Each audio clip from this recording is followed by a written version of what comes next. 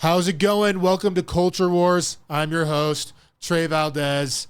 For this episode, we've been getting a lot of great sponsorships for the We Are the People network overall, but we are looking for more sponsors for this show specifically. Let's throw it up in here even. Let's throw like the little link here, make it so I'm like pointing down. People do that on social media, I guess. They point at things. I don't know how it works, but we can insert that.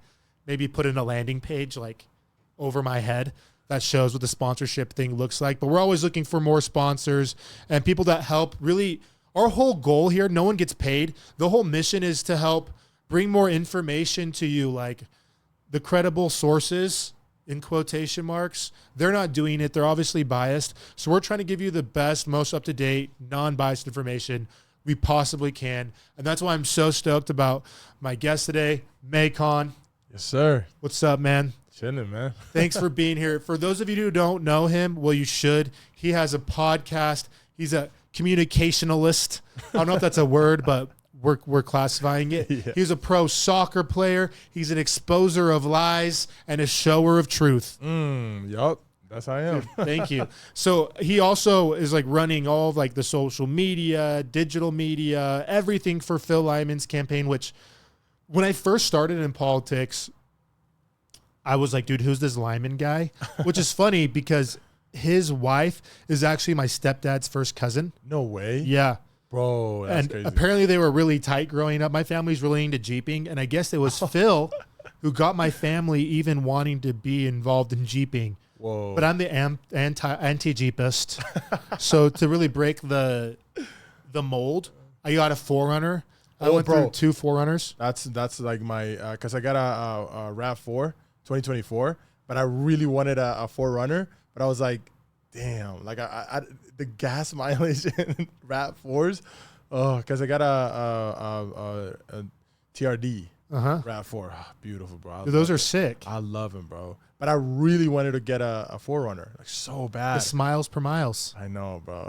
But then, so I had the 4Runner, and then I don't regret it. The 4Runner, most reliable. But then I got sucked in, and now I have a Bronco. Oh, and so dang. I'm on so I Instagram. I still follow like a lot of the 4Runner pages that are like hyping up 4Runners. Yeah, and I like them. But there was this one meme that was like Hulk Hogan body slamming somebody, random guy, and they're like, "This is the 4Runner, and the Bronco's getting body slammed." And I'm like, "Well, I do love 4Runners." Yeah. But I would say it's probably the other way around, that the Bronco is like the 4Runner on steroids. Did you trade it in for running for a Bronco, or did you just sell? I sold it. Just sold my 4Runner, and I was so lucky because when I sold it, like the prices just like shot up. Mine, I'd have to say my 4Runner was pretty sick. I mean, it had the biggest rack you could have on it. It had these 4 lights. Oh, dude. They turned the night into day. Damn. And it had like a 3.5-inch lift, 35s. It was sick, but now my Bronco is literally bulletproof. It has body armor. All. If you see it, you might have seen it on the freeways. I'm not a good driver. Okay. I want to profess to be. So if you're like, who's that terrible driver in that like Batman mobile looking? Most people don't even know it's a Bronco because there's like all this body armor on it. Do you have it here? Yeah, I have it here. I'll show you outside. I gotta see it. Yeah, for sure. Bro. It'll run over a zombie for sure. So, yeah, I broke the mold on the Jeeping, but apparently Phil, he's the guy that even got my family into it. I remember he was telling me he had an old Jeep. And then he gave it to his son, I think, and then he bought it back from his son or something. It's hard to get rid of those. I know, but they're really good, bro. Well, kind of like diving into things, I feel like you have such an interesting perspective. Like already on your shows, you're already like about just finding what the truth is. And that's what I really respect about you. It's not like as much about placating a tribe, where I feel like we've gotten so tribal. Oh, 100%. And you just find what's actually true and out there, but also just being like, I mean, when did you actually come on to the Lyman campaign? I think it was around May or April. Like, it was very, but I was kind of just doing what I was told. Like, kind of like, it made no sense because we were all just trying to figure it out, right? Yeah. Because Phil didn't really have a team until that time, like right before the state convention. Like his team was like, it's a normal team, you know. Now after like around that time, that's when they really started getting big, because that's when the money come in and everything. So but at the beginning it was all all love. Like, it was just, I want to try this. This is really cool, you know? So when you first started, what was the first thing that you like noticed? Okay, we need to change some things, like, because his messaging just has gone so on point. The videos are great. Like, you're really communicating really effectively. And I think that's something that, as you look at, I don't know if I even want to call it the conservative movement, but the people that are like literally, because right now I feel like people are calling Trump Hitler, right? Yeah. And I would put Spencer Cox in with the left on this, in that, like, they're fighting for tyranny. And I don't think we can go through a list of tyrannical policies that have happened, whether it's with taking your money and tax dollars and giving it to illegals, trying to get boys to play in girls' sports, whatever it might be. There's so many examples of this, and Spencer Cox has fallen victim of the left's ideology in that way. Whereas I feel like with you and like Phil Lyman's whole point is like, we need smaller government and like be responsible to the citizens. And just be true. Like, transparency, bro. Like, anybody, I don't care what anybody asks me. I'm going to be like, yeah, like, I'll show you. I don't care, because there's nothing going on, right? But the people who hide it, those are the ones we should be scared of. People who hide things. Why are you hiding it? Yeah, no, that's the thing that's so, like, wild. And what I've liked what you've done is you've been able to help highlight the truth on things, and it's wild because that just turns into the things that perform well on social media. Well, I think when I first got into that, because Phil was like my first person. Like, I had no idea about politics, really. Like, I wanted to learn, but I didn't really care, right? And Phil was the first person that kind of like introduced me to that world. And I noticed that everything was just so boring in politics. Everybody, I feel like people want the nice guy who just says what you want to hear. As long as you say what you want to hear, then they're like, oh, cool. Yeah, okay, we're good, right? But Phil was somebody who really wanted truth and transparency. And anybody that I work with, I like look into who they are first. And I don't just have one size fits all kind of approach. I'm just like, okay, this guy is like this. We're going to attack it this way. And as soon as I met Phil, it's just like he was all about the truth. He was just super passionate about his people. He was emotional sometimes of how much people care about him. And it's really cool to see somebody who was just real, finally, in politics. Like, he didn't, I always say that he just speaks. Like, I don't need to tell him, like, hey, do this. Everybody else, I tell him, hey, do this. But him, he's just like, okay, I have it. And he just speaks from his heart and just says something. Yeah. And that's what I like. It's like, go, go, go, go. And when we first got together, it was kind of like that. It was just like, hey, Phil, do you, be you. And he just was him. And then I kind of packaged it in a way that politics has never seen before. It was kind of like, for the first time, a politician was like a content creator. Yeah. You know, and he was vlogging his life, and he was showing you exactly who this person is. Someone like Cox, he just sits there and then says, ooh, I just got to read something that this people will want to hear, right? But Phil was like, this is me. You can peel the layers of the onion. This is me. At the end of the day, this is me. Nobody else. And that's what I love about Phil.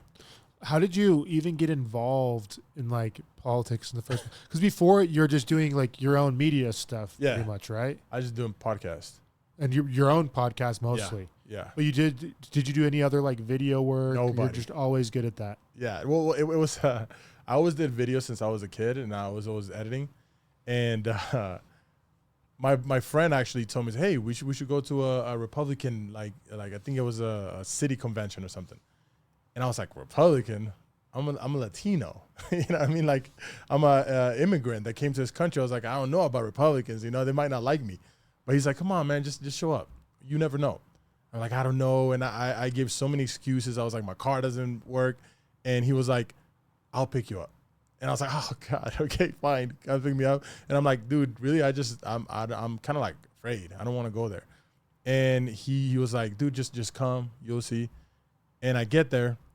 And everybody was so nice. Everybody was like just showing good energy. And I was like, oh, this is pretty cool. and nobody else was asking questions, like there was no content creators in politics right there, because everybody's so scared of being themselves. I'm like, I don't care. Today I might be doing one thing and I feel like doing something next morning. I'm going to do it and I don't care what anybody thinks. So I show up and I just start asking questions with a mic and Sarah Don Montes? Yeah. And she's the one that introduced me to Phil. And she said, hey, this is the next governor, so I went up to him. At the beginning, there was a lot of people talking to him. So I was like, no, I'm going to leave it. So I leave. And at the end, I come to him. And then we make this video. I ask him, I forgot what was the question, but it's like why you should be a governor or something like that. And he says it. And then we post that the same. After we were done with that, he's the only candidate that came to me. Nobody else cared. Nobody else saw the vision. He's the only one who came to me and was like, hey, I like what you do. We should do something. And I'm like, oh, okay, what the heck? This guy's the governor. It's like, why is he asking me? Like, he wants to be the governor. Why is he asking me this? And we started by just me getting content online and then cutting it and like posting it, right? So it was just like interviews or whatever. I would cut it and then post it. And after that convention, I'm the one who I just showed up. I was like, Phil, I'm going to just show up. We'll see what happens. And I'm recording him, and the whole thing went on with Cox and Phil, right? Where Cox comes in and everybody's booing him. Nobody was posted that video for like 3 or 4 days. And they do that. Media does that to kind of slow things down, right? But me, my friend, the one that brought me to the convention thing and exposed me to Republican life and stuff, he's like, yo, just turn it on the camera. And I'm like, oh, shaky, like because I didn't have a stabilizer, so I'm like, it's all shaky. And I get the whole film. And then the next day, literally that night, they call me up and say, hey, can you post that clip? And I'm like, okay. Like I literally edited it really fast. It was like 20 minutes. It took me maybe 10 and post it. And it just went crazy because no other outlet was doing it because they were too afraid. They were like, oh, we need to calm things down. So no, I posted the same night. It was like at 12, woke up. It had like 60,000 views. Then like in the afternoon, it had 100,000 views. And then later on, it had 150,000 views. So it just went up. Then they're like, do you have Phil's speech? It's like, yeah. And I posted that too. And it went crazy as well. But the reason why Phil wanted to work with me is because we did that video and it did really good. It was the first time somebody just came up to a candidate and was like, probably in Utah, maybe, I don't know, maybe in the whole, like, just politics. But I came up to him and was like, hey, Phil, it was the first time that anybody had done that in Utah. So that changed the game. Because now everybody after that started getting influencer to come in and talk to them. But at the beginning, it was just me and Phil. That's awesome. Well, I mean, it's wild that the booing thing. So this is the thing that I'm just like so confused about. So obviously the delegates, they'll all boo Spencer Cox, right? All that kind of stuff. Great. The delegates have always been a little bit more conservative, extremists. Yeah. They let people like to lay far-right extremists. Call them that if you want, whatever. I don't care. Call them whatever you want. I love freedom of speech. Say what you want. And I mean, it is common that the delegates who people traditionally that do well at convention, a lot of times they'll lose. Fair. Spencer Cox goes to this hockey game, like I think it was the first Utah hockey team game. Yeah, I remember that, yeah. And he literally gets booed. By everybody. And so that was the first time, maybe not the first time, but that was a time that I thought to myself, I was like, people don't like this guy. They don't. So 18,000 people fit in that arena in the Delta Center. And 18,000 people were booing him. It's like, okay, like when are people going to start like realizing who's voting for this guy? Because apparently 60% of his signatures are private, whatever that means. Like, so whatever, the signatures were gathered, the whole thing happens, the legislators run the audit. He's like, what, 400 votes short, something along those lines. Yeah. So he shouldn't even have been on the ballot in the first place. Okay, whatever. So maybe the population still, which I don't want to just glaze past that saying that's okay. I think it's very, very scary. We can have someone that didn't actually get the right guidelines to get on the ballot, actually got on the ballot and is like currently running. That's terrible. And like, I don't know how I can emphasize this enough. That's like We should be rioting at the Capitol. And that's what I like. Phil literally did that. Like, everyone should be there. Yeah. Then he goes to like events and is booed by everybody. So the people, the general populace, I don't know anyone that actually loves him other than Democrats. Yeah. I don't understand, and I haven't gotten like a reason yet. I'm just like, I don't know. And mostly on social media is where you can see who really likes who, you know, because, you know, the normies will never talk about it. But in social media, people really talk about it. And it's like, they just don't like him. And the weird thing is that social media is the future. I don't care what you say. TV is dead 100%. They're just trying to keep up now. They're just getting crumbs. Social media is the next hub. Give it 10 more, maybe 5 more years, and TV is dead 100%. And they're going to be super slow to the evolution that people like this, you know, like you and Jason, all of us, we are going to be the hub now. And that's what they're coming too late. And now, and this is the Wild Wild West. You're not going to buy me off. Well, that's the thing. I think like podcasts in general, they're so, it's not like, I was going to say, when you were saying that, I was like, oh yeah, Joe Rogan proved that. But you don't even have to go to Joe Rogan status. Yeah, Joe Rogan's blowing every news network combined out of the water. Yes. But there's thousands of shows that do better than news networks. And there's probably at least 50 shows, podcasts, and social media content creators in Utah alone that get more views on their posts than the news gets. Yeah, well, bro, it's if you look at it, it's like the news doesn't understand. What happens is the government was really good with the news because there's only 3, right? Or maybe 2. So if someone says something, shut him down. Shut him down, shut him down. It's really easy to control that. But when there's 50,000 people saying something, even if you shut down 10,000, there's still 40,000 people who are going to call you out on your bullshit. You know, so it's like that's what's happening. That they're playing this whack-a-mole. What's it called? Whack-a-mole, right? Whack-a-mole, yeah.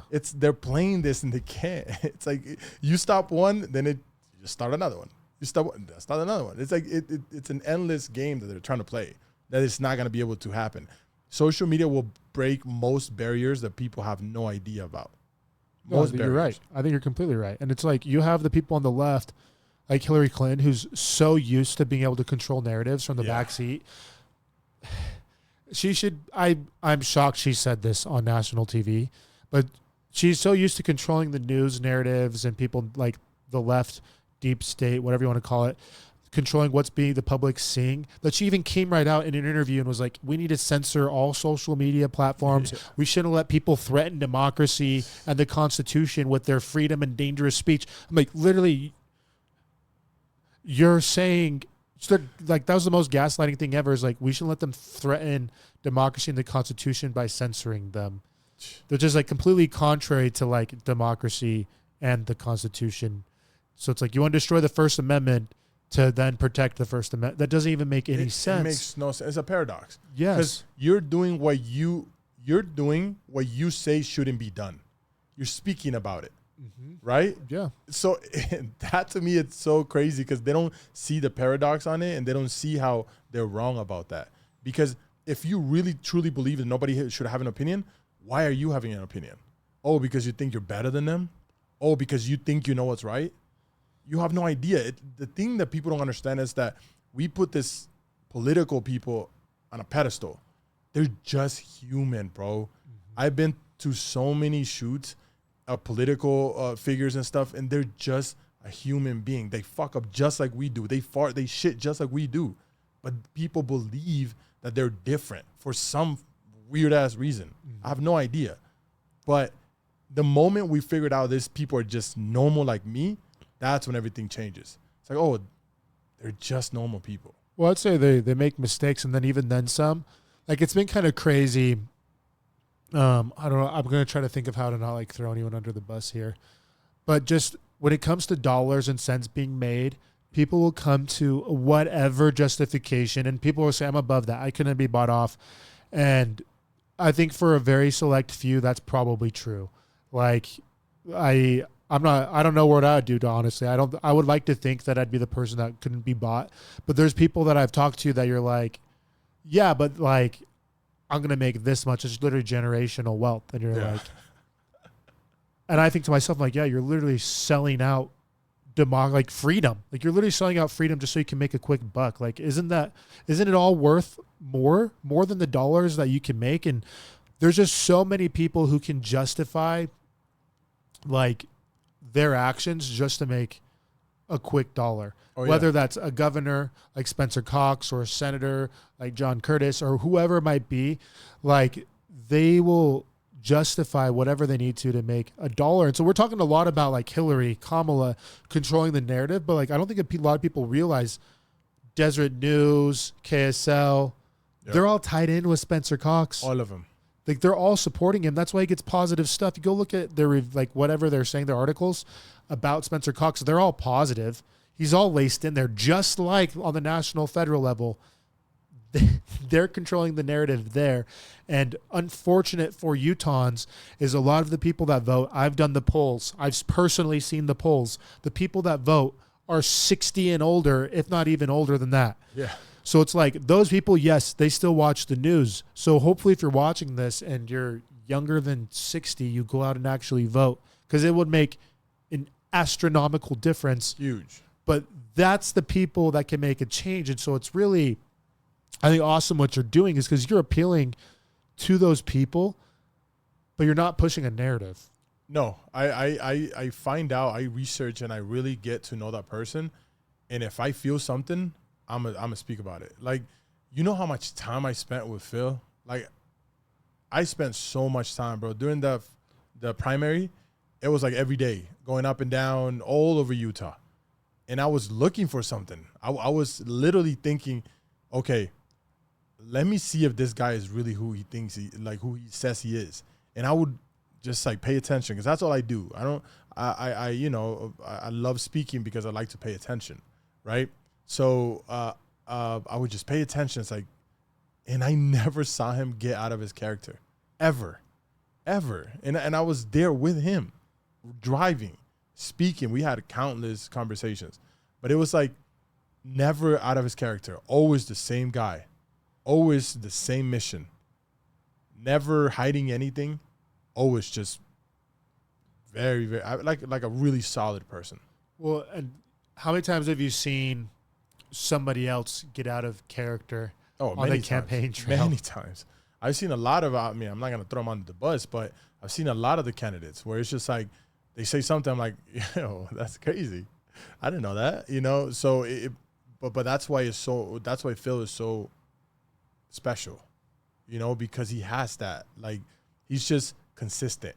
And it's so hard to find consistent people nowadays, bro, because everybody flip-flops, everybody. So it's like, when you find those people, you take care of them.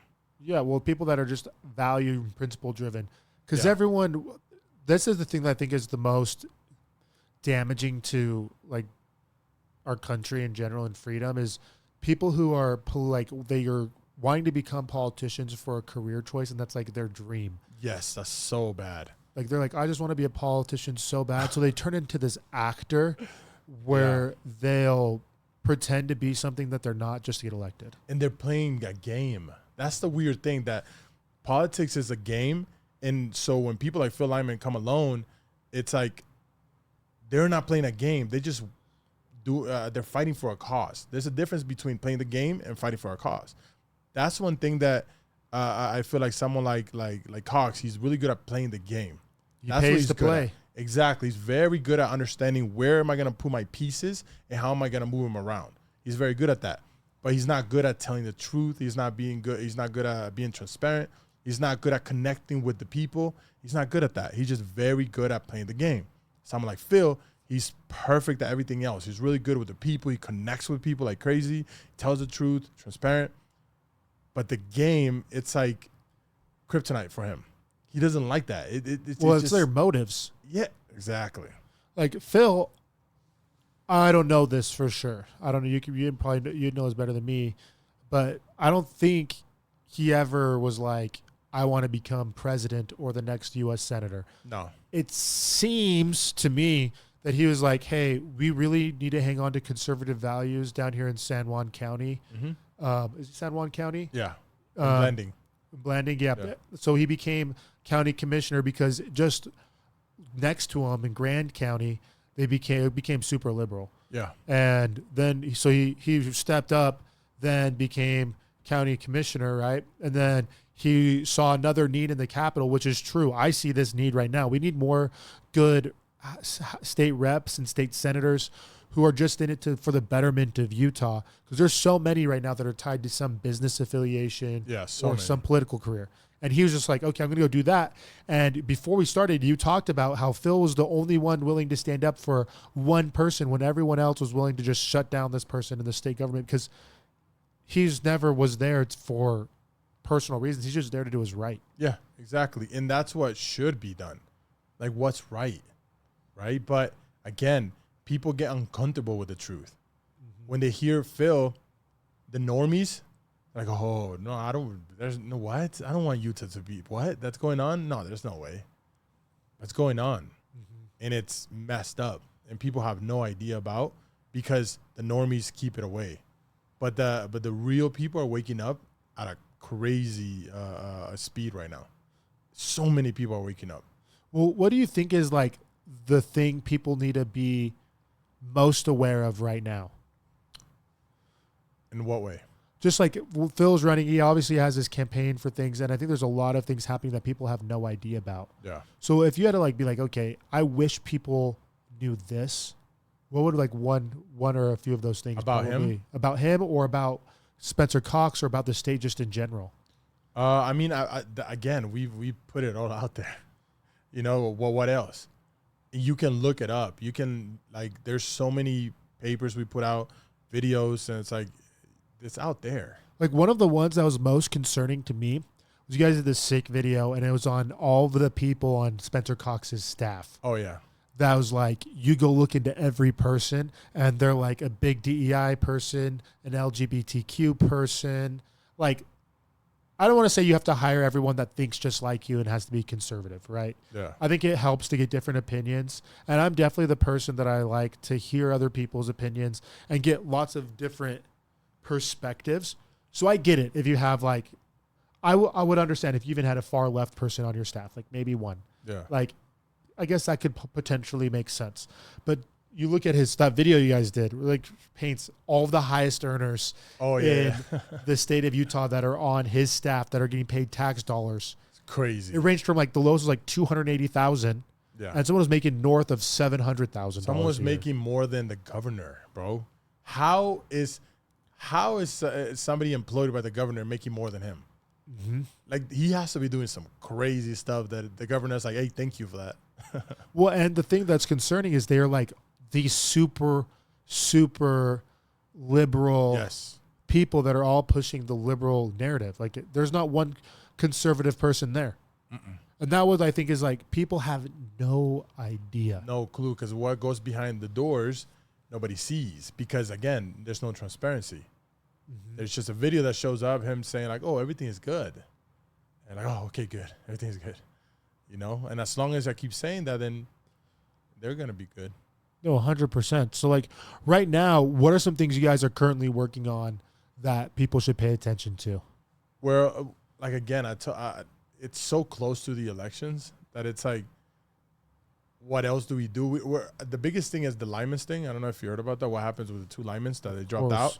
But explain it for everyone that may or may not know. But, like, this is so appalling. Like, the fact that I think this is prison worthy. It's literally election interference. 100%. It is. Like, there's no way. I don't know how you argued that it's not. But, yeah, to explain it for everybody. Well, Phil Lyman was running, and he called up the Deidre office, and he emailed her and said, hey, what do we need to put on the ballot, on the write-in ballot? So, oh, just Lyman. He's like, you sure? Like, yeah, as long as it has the Lyman name, it will count for you. Like, cool.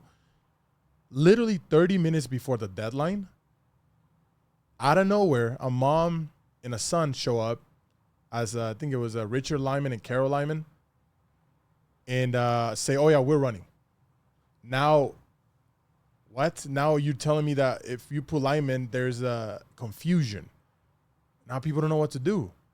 So now Phil has to scramble and be like, what the heck just happened now in the last 30 minutes, bro?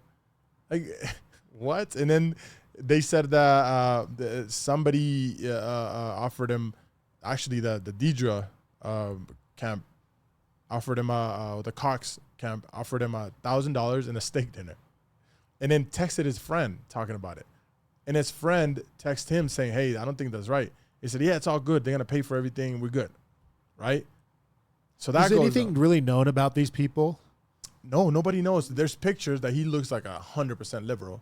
He looks like there's one that he has a collar on his neck, and another guy is like grabbing it. Oh my gosh! And I'm like, oh, so you are the conservative that the people need? That how he said? Yeah.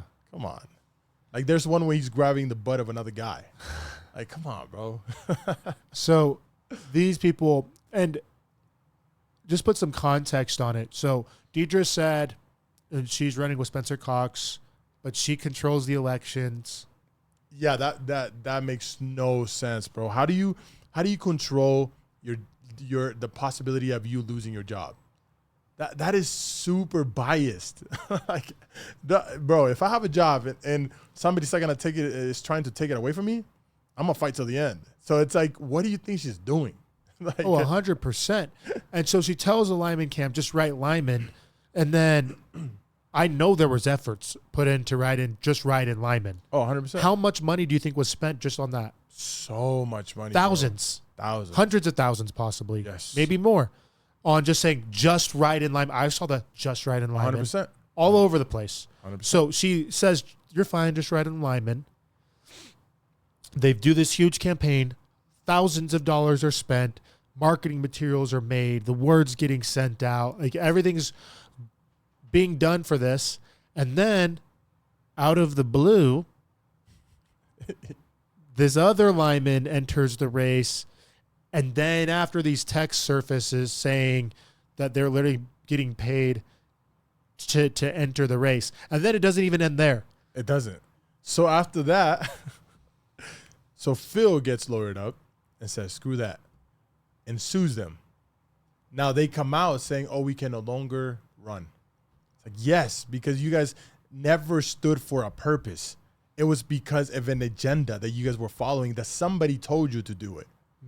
Because if that was what you really wanted to do, you wouldn't care. I'd be like, no, I got this for a purpose. I'm going to fight. It's like, no. As soon as it got hot, they got out the kitchen.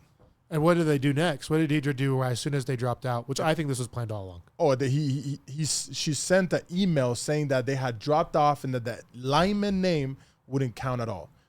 What? Why can't she just be like, oh, actually, they dropped out? Lyman still counts. Because it's just like, who's going to vote for Richard Lyman? Nobody knows that guy. He's probably in a gay bar right now or somewhere. Like, it's true. So it's like, stop this. Like, people should, like, it's so crazy. It's a week left. And it's like, when are the lies going to stop? When is the manipulation going to stop? Well, it won't. And the thing is that I think it's so much sinister than, like, the guys just got scared. I think it was so much more calculated. I think so too. They planned all along. They're like, hey, just write in Lyman. Yep. And she might have said that because I've done things where I'm like, oh, like, this would be a good plan to do. She probably thought in her mind, just write in Lyman. She's like, oh, you know what'd be crazy? Yeah. She's laying in bed at night, snuggled up with her Snuggie, with rainbows on it. And she's like, oh, it'd be wild if we found someone with the last name Lyman. Yeah. And then none of those votes would count anyways. Then we'd be like done with this. And then she's like, okay, cool. So they're like, okay, they find the other Lymans. You know, it'd be even wilder so these people are like currently running, some of the Lyman votes would count. What if we get them to drop out literally a week before the election? And then we can just send out an email informing everybody that Richard Lyman dropped out of the race and that the Lyman votes won't count. Bro, and the craziest thing, social media puts Phil Lyman's face on there. Mm-hmm. What? So Phil is getting hundreds, thousands of messages. People are saying, did you drop out? Why did you drop out? And they're so mad. And then he has to come out with a video saying, like, what more? What more do you want to see from these people? Well, that's exactly what they wanted to happen. Oh, like, 100%. I've had people text me, lots of people texting me. They're like, I don't know what to do now. I don't want to vote for Cox. And I'm like, no, yeah, Phil Lyman still. They're like, no, I got an email from the state. Oh, dude. So they knew. Like, I am convinced they knew that they would be able to get tons of people to not vote. Like the ballots were out. They're at people's houses. They get this news article to be released. They send emails to everybody and their mom, which costs money. It costs money to send out mass emails, like 7 cents or something like that per email. That's tax dollar funded. Yep. Your tax dollars helped pay for those emails get sent out, just so you know. And then they're like, okay, no one's going to end up voting for Phil now. So that's where I'm like, okay, when is enough actually enough? And like, so our founding fathers literally stood up to tyranny for getting taxed somewhere around like 4%, I think is what it was. Yeah. Like we're getting taxed if you're, for some people, north of 50% when you look at income tax, property tax, grocery tax, gas tax, all the taxes. Oh, God. And so there's that. A lot of people don't care about that. Whatever. I care about it, but that's fine. But now like our government, whether it's federally or on our state level, is openly gamifying our elections and blatantly lying. 100%, bro. And that lie will create a ripple effect that they have no idea about. That's the thing, that they're trying to, they're so desperately trying to protect the lie that in the process, they're messing up. They're leaving little bits of crumbs that we're picking them up. And soon enough, it's going to be a bag full of those crumbs. And then people are really going to realize. But that's what's good. Why? Because they're human. They're messing up. No matter how smart, because these people are sinister. They know exactly what they're doing. But no matter how smart they are, they're human. They will make a mistake. And they've been making a lot of mistakes. That's why they're being exposed. And as long as they keep lying and making mistakes, they're going to get exposed. That's just what happens. Mm-hmm. So, you know, at the end of the day, I love everybody, but, you know, just stop lying, bro. Well, and a lot of people want to blame it just on the left and like the Democrats, but it's not even just the left. It happens in the Republican side too, clearly. Like Spencer Cox is, he is literally a Republican, like he has an R next to his name. But like the establishment nationwide, there's good Democrats and there's bad Democrats and there's good Republicans, there's bad Republicans. And it's wild to see all these people come out of the woodworks that have historically been Democrats. Like, I first started listening to Joe Rogan, I don't know, when he was a Democrat. Yeah. And he was like a big Bernie Sanders supporter. Mm-hmm. And he's talking about universal health care, universal income, how he thought all of that stuff was a great idea. I don't believe in that. Yeah, no, I don't either. And I was shocked. Yeah. I was like, dude, like, how do you not know this? Then COVID happens, and that kind of happened. And then he's like, oh, maybe not.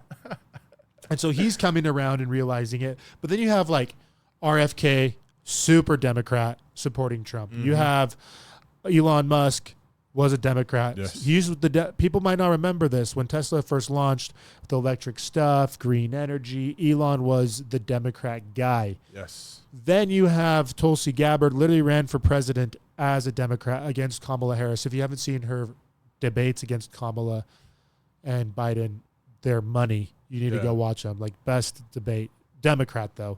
And then there's just a whole plethora of them that are like, yeah, what's happening here is not what Democrats are about. That's not what freedom is about. This is a totally separate machine. It's time for us to like just get on the voice of reason. And people are seeing it. And it's shocking to me that people don't see it more in Utah. And we're not standing up more just for our own state. Because I think there's only so much we can do on the federal level. There's like, we're not going to change the way of the national landscape just like individually. We should go vote. Everyone should vote and be involved. But locally, there's such a huge opportunity to really make big difference and big change just by voting in your area. Like, I don't think people realize how much power like state representatives and state senators have. And I bet majority of people don't know who that person is that represents them. Most people don't know.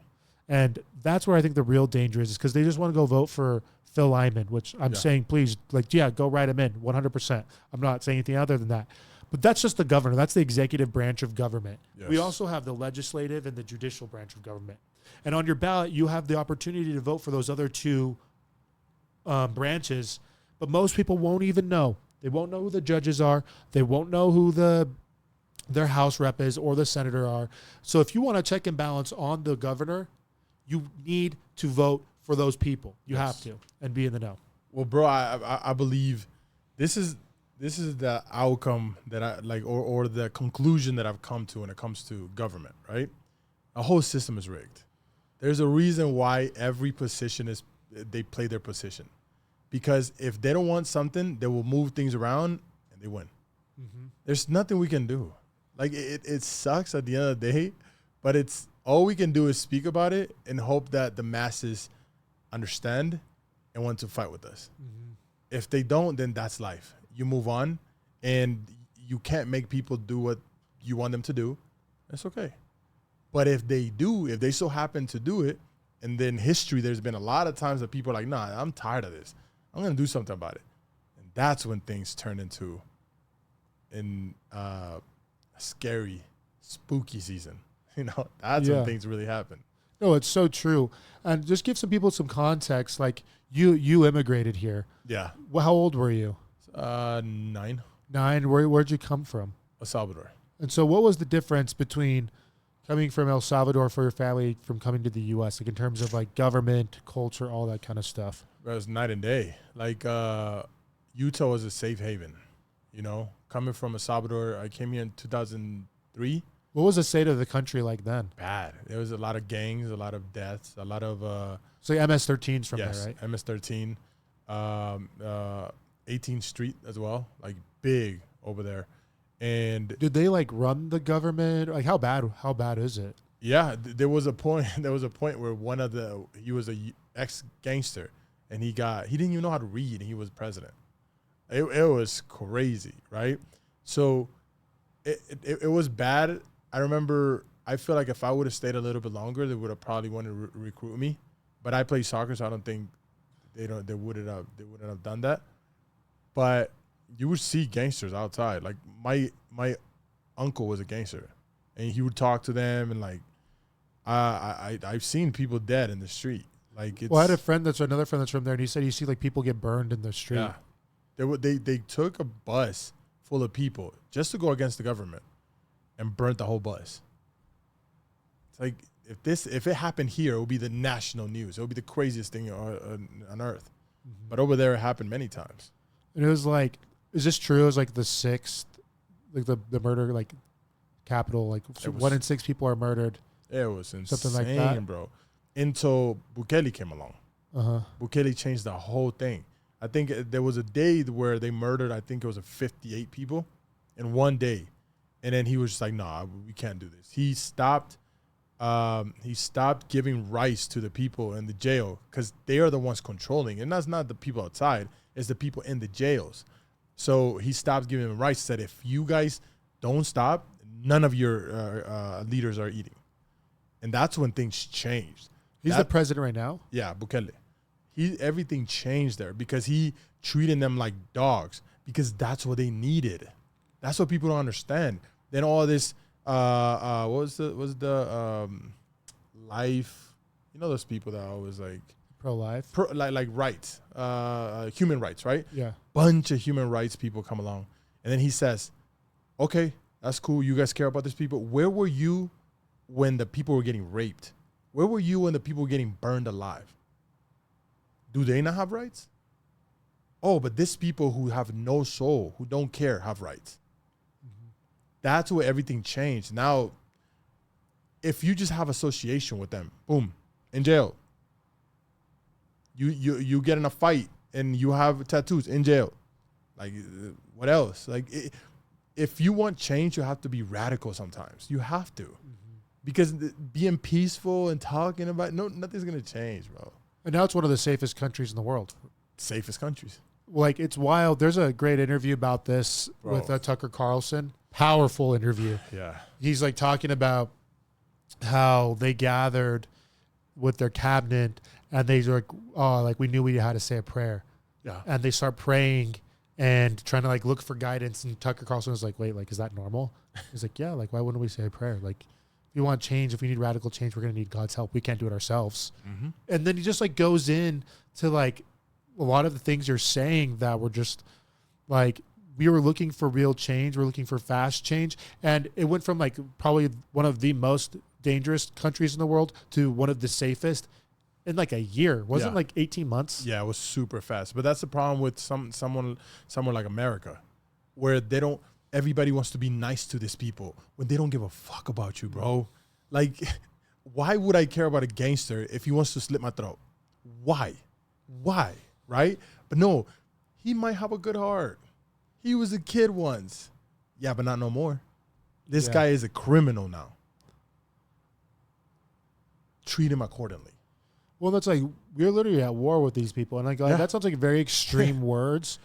But it's like Trump, when he went in and was like, hey, we need to defeat ISIS or the Taliban. They literally defeated Taliban in like 3 weeks after we'd been at war with them for like 20 years. Yeah. Then as soon as he gets out of office, there's just this sudden resurgent. And they were like, hey, here's a donation of like $100 million airplane. If you haven't seen that video of them like parading down the street with all of the American tanks and planes, and there's literally Blackhawks just like flying, like billions of dollars of the best equipment in the world, like night vision, you name it, the best equipment, most expensive equipment, the equipment that you paid for. We paid for that. Just got left there. And I think it's the same thing. We can go fight those battles overseas. We're so quick to go fight the Ukraine battle. But El Salvador, I think this is that's why I wanted you to bring it up, is it's such a great example of what can happen with a unified vision and purpose quickly when people are actually in there to do the right things. Well, it's funny because a lot of, like, Salvadorians here in America, we were, hell yeah, cool, amazing, do it. Because for the longest time, it got exhausting, bro. It got exhausting to hear somebody killed somebody because a gangster or kill. It's like, bro, why? Right? The only people who are crying about it is the family members. So now you cry about it? You weren't crying about it when they were killing somebody else? Oh, okay. Oh, so you're biased. That's what's going on. Oh, they shouldn't do this. Oh, you're biased. Yes, they should. No matter, any extreme should be exterminated. It makes no sense to leave it. It doesn't bring any good. It doesn't do anything good for society, right? Like it's very, very conflicting to me that people care about these people. Well, it's just wild. And I think like people are really quick to care about celebrities. And I think in the US and worldwide, I think in the 90s and early 2000s, we really glorified the gangster lifestyle. Yeah. Like it was cool to be a gangster and go against the establishment and to be like, selling drugs and doing whatever bad kind of stuff. Like just go listen to any rap song or hip hop song. But now it's not cool to go against the establishment. It's cool to be a puppet and a sheep and follow along with whatever narrative that you're told. And that's what I think is just so confusing, is before there was like this rebellious type of mentality that is like, oh, like I don't need rules, which I think is wrong too. But like now it's like, oh yeah, control my Instagram. I love that. It's like, all right, Jay-Z. I don't like that's one thing. I don't like any extreme because I feel like there should be a balance to everything. Totally. Like that's just a normal person. I'm getting older and I'm more at peace. I speak more calm. I have less energy, so I give a fuck about less things. I don't care, right? If it means something to me, cool. I will put a lot of energy, the rest of the energy that I have. But if it doesn't, and it doesn't bring peace to me, I gotta let it go. I can't be stuck to something that's not good for me. No, 100%. Like if it's not gonna have like a net good effect, and it's just you get so busy, and I know you do so many things that it's like when you're trying to do things that are good, you don't have time for things that are a waste of time. So when you started playing professional, this is always something that's been interesting to me, is like you seem like a very reasonable person. Yeah. And I don't know what like the like locker rooms are like in soccer, or like how involved people actually get. Because I think in like basketball and like American football and like the NFL, they get so political. But like, was that something that was happening with you at all in soccer? Nah, I didn't care. I just wanted to score. Do they even talk about that really? No, they just just have a good like press voice. Just don't say anything bad. Don't say anything that's gonna hurt the brand. I remember I was with Real Monarchs when I came back here. When I played my last year, I was with Real Monarchs. They're an association with Real Salt Lake, and I made a song because I used to do music and I was doing rap music. And I made a song about like shooting somebody in the head, right? And then they got really mad because they were like, "Oh, that's violence," and I was like, "What? That's freedom of speech." Like, Yeah. But it's funny how like I always felt like because in soccer there's this system and I always felt suppressed. It's like, don't do that because then they're gonna see. So that's what it drove me to music and then to podcasting, because I was like, I don't give a fuck what people think. I would say in my show, it's the Macon show, I talk about anything, bro. I've had trans people in there, and I'm just like, huh? Like I want to learn. I've had OnlyFans girls there, and I've had politicians. I've had all these people that I'm just like, I feel like I have a vast information of what people are at this point, because there's nobody that's anybody can get it type thing. Anybody, no matter what story you have, no matter who you are, I'm gonna sit down with you and I'm gonna try to find out myself, right? Because most of the time it's not the person who is crazy, it's the community that is following it, right? That's what I've noticed. But it's just, you should get to know everybody and then make your own decision. Yeah, I think that's beautifully said. Yeah, because I think that's the truth. Everyone wants to be so quick to like join their tribe and just echo what's being said around them. Like I have people that are like, "Oh, dude, Trump's the worst thing to ever happen." And I'm like, "Why?" And they're like, "Because he's going to be a dictator and he's going to like destroy the United States." I'm like, "Well, we've experienced like 4 years of Trump. Did that happen?" Exactly. And they're like, "Yeah, dude, he was so mean. He got kicked off of Twitter." And I was like, "Yeah, but like, what was the actual state of the country?" My money was great at that point. It's good now. It's really good now. But back then, hey, it was good for my age, Yeah, that's the thing that people just, I feel like, are so quick to forget. And yeah, I think that's what's just so wild is people just want to get in their echo chambers and repeat. It's like, I'm sure like with these people you've had on, I'm sure they're like normal people. And you're like, I actually like, maybe you like that person. You're like, this is a cool person to like chat with. Yeah. But like they just get stuck in their echo chamber and you're like, let's pull you away from that. Let me find out who you really are. And I think that's what we need more of. In terms of like the Latino community, I think a lot of people like want, and like even you, I think felt this way. You're saying that you're like, oh, I'm Latino. I don't want to go to a Republican game. Yeah. What's the current temperature like, in your opinion? Well, I feel like it's hard for the Latino base because the people who have families who are illegal, it's tough for them because it's like, how do you deal with that, right? Like if you support Trump and he wants to do mass what's it called, deportation, if your cousin is fucking up, he's gonna get deported. So it becomes very biased.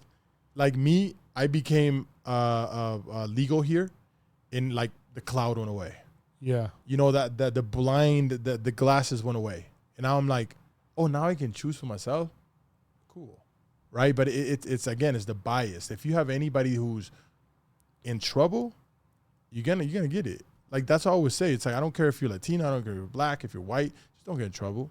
Just don't do anything stupid, and you'll be good. No matter, even if you're an immigrant here, if you just stick to your guns, if you're very smart, and if you do good, and you just make sure everything is okay, you're not gonna get in trouble. Nobody's gonna come to you. You're gonna get opportunities actually. Yeah. Right. So it's all about that. It's all about stay focused. Don't do nothing bad. Keep going. No matter if you're an immigrant or not, just keep going. But be good. Be a good person, because that's what a lot of illegals forget. That it's like, yeah, just be a good person. Yeah. And yeah. Because I think immigration's so important. I think a lot of people get stuck in and like, oh, they just want to get everybody out of the United States. And I think people are quick to forget, like, the narrative at least is like, we're a country built on immigration and on people coming in. And like, I think that's true. I think one of the sickest things, not in a cool way, I say sick as in awesome, but no, I'm not saying what I'm saying. I'm saying sick as in disgusting is, and it really is quite disgusting, is when people try to come here legally, they spend thousands and thousands of dollars to do it. They're penalized. I have stories for days, tons of stories about this. Is they get penalized every step of the way. They have a hard time when they're here. It's not easy to do it legally. But then you get illegals coming in and they get everything for free. It's so easy. Like, why would you not? Like, if you look at the incentive to be illegal is way better than it is to be legal if you're not from the United States originally. Yeah. And so it's like, how can we, that's where I think the fix needs to be. It's not like, hey, let's close our borders. Like people are like, open border policy. We need people to come in. It's nice to come in. It's not nice. It's very, very, and extremely dangerous for other reasons. 100%. But how do we open the border to the right people and have the right incentives for people actually to do it legally? And I think that's the conversation that needs to start being had is like, yes, let's close the border. Let's stop all the illegals coming in. And then let's deal with how do we get people to come in legally and how do we deal with the people that are actually causing problems and issues. Like if you look at, there was a video I think you guys might have posted this video. That was Cox's jump program. Maybe it was We Are the People. Oh yeah. That did the jump and all of the bad people that have come in on Cox's jump program that are like murderers, rapists, like people that are committing the worst crimes in Utah that came in on Cox's jump program. So it's like, it's very dangerous to bring in illegals. So let's figure out how to get legal immigration right. Let's deport those people who are doing terrible, terrible things and doing the stuff that aren't like good people. Let's just get those. There's a lot of those. Yeah. Let's start there. Yeah. And I feel like we'll keep the right people and they can eventually become legal, become citizens, and then vote how they want. And I think I'm Latino. I'm not as in touch with the Latino community as you are, but like being someone with the name Jose, I think people will vote. I don't even want to say the right way. Like I do care which way they vote, but they'll vote. And I think everyone will be surprised because I think they'll start voting a lot more conservatively if we do those things, remove that illegal cloud of sadness and concern. Yeah. I mean, that's the thing that people forget that, again, the bad illegals should get taken away 100%. You did something wrong. You're a guest in this country. It should be, how can I help this country?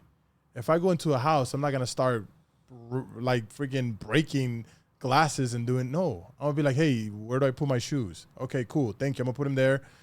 Hi. Can I sit down in your sofa? Oh, can I sit down in your chair? Oh, that's cool. And then they'll offer you a plate, right? Yeah. But if you just go there trying to rob things, it's not going to happen. No. Right? So I feel like what's going on is that, again, those people in the government are human and they don't have time to create this very smart system. They don't have time. Well, that's not in the right incentives. Yeah. They're not being incentivized to do it. It's way better for them to have them come in illegally. 100%. And so they're like, that's not a problem. It's an advantage. Yes, exactly. Well, dude, thank you so much for hopping on and chatting with me today. Oh, I yeah. really appreciate it. Can you tell everybody like where to find you? Just the Macon Show or Macon 801. There's a THEMAIKONSHOW or just, MAIKON 801. On Instagram? Yes. Perfect. Go find him. Watch his stuff. It's awesome. Everywhere. Perfect. Yeah, go watch him. It's great. And so thank you so much. If you'd like to sponsor, here's a sponsorship page. It's super easy. We love you guys. Thank you for all that you do. This is Culture Wars. Thanks. Woo.